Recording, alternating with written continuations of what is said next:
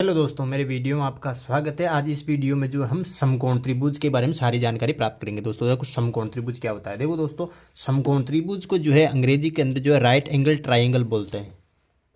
देखो दोस्तों, यहाँ पर जो बना हुआ है ABC, ये जो है एक समकोण त्रिभुज है। समकोण त्रिभुज के अंदर दोस्तों ध्यान रखना कि 3 कोण होते हैं। एक कोण ये यहाँ पर है, एक कोण यहाँ पर है और ये कोण यहाँ पर है। दोस्तों इन तीनों कोणों में से एक कोण जो है हमेशा क्या होता है, समकोण, यानी कि समकोण का मतलब 90 डिग्री का होता है। अनिवार्य रूप से एक समकोण त्रिभुज के अंदर एक कोण जो है 90 डिग्री का आपको मिलेगा, उसे क्या बोलेंगे, समकोण त्रिभुज।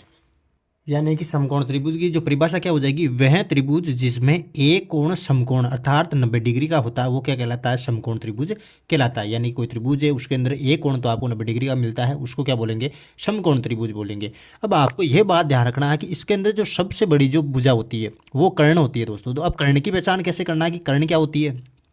अब देखो, कर्ण की पहचान ऐसे करना है कि 90 डिग्री का जो आपको कोण होता है उसके सामने वाली, जस्ट सामने वाली, अब देखो 90 डिग्री यहाँ पर है, इसके सामने वाली भुजा कौन सी है, AC है। यानी कि AC जो भुजा है ये वाली, ये कौन सी होगी दोस्तों, समकोण त्रिभुज की कर्ण होगी दोस्तों। और ये कर्ण ही जो है समकोण त्रिभुज में सबसे बड़ी भुजा होती है। यानी दोस्तों ये आपको ध्यान रखना है। अब हम चलते हैं समकोण त्रिभुज का जो परिमाप है। समकोण त्रिभुज का परिमाप क्या होता है, समकोण त्रिभुज का परिमाप।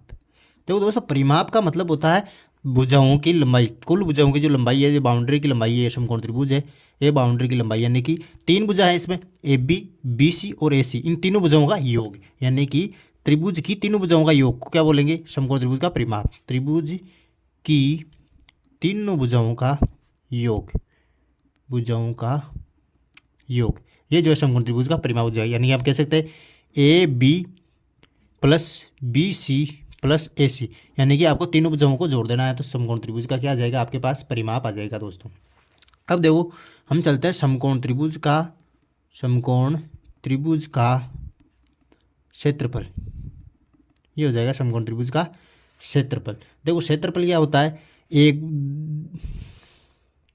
1/2 गुणा आधार गुणा शीर्ष लंब, शीर्ष लंब। देखो दोस्तों, इस त्रिभुज की हम अगर बात करें तो देखो, आधार कौन सी होती है, निचली वाली भुजा आधार है। यहाँ पर देखो ये वाली आधार हो गई समकोण त्रिभुज के अंदर, नीचे वाली आधार बेस, और ये जो लंब हो जाएगी दोस्तों, ये परपेंडिकुलर लंब, AB लंब हो गई, और ये हो गई आधार, और ये हो गई कर्ण। यानी कि तीनों भुजाओं को नाम दे दिया है। ये जो 90 डिग्री का कोण बना रही है आधार के साथ, ऊपर वाली जो भुजा जा रही है उसको बोलेंगे लंब, और नीचे वाले को आधार, और ये बोलेंगे कर्ण।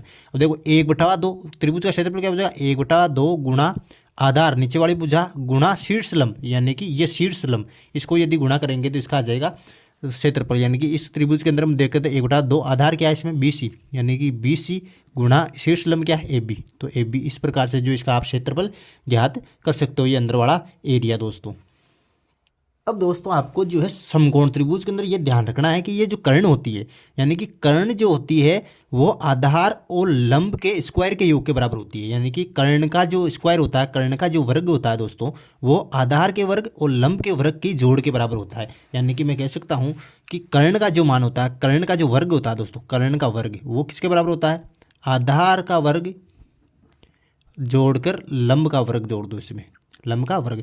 यानी कि जो कर्ण का जो वर्ग होता है वो आधार के वर्ग और लंब के वर्ग के जोड़ के बराबर होता है। दोस्तों अब इसी को दोस्तों क्या बोलते हैं, पाइथागोरस प्रमेय बोलते हैं,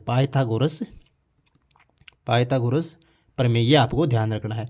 यानी कि इन तीनों भुजाओं में कोई सी भी भुजा आपको ज्ञात करनी हो, मान लो आपके पास आधार दे रखा हो और कर्ण दे रखा हो, आपको लंब ज्ञात करनी है, तो ये सूत्र जो है पाइथागोरस प्रमेय वाला आप लगा सकते हो।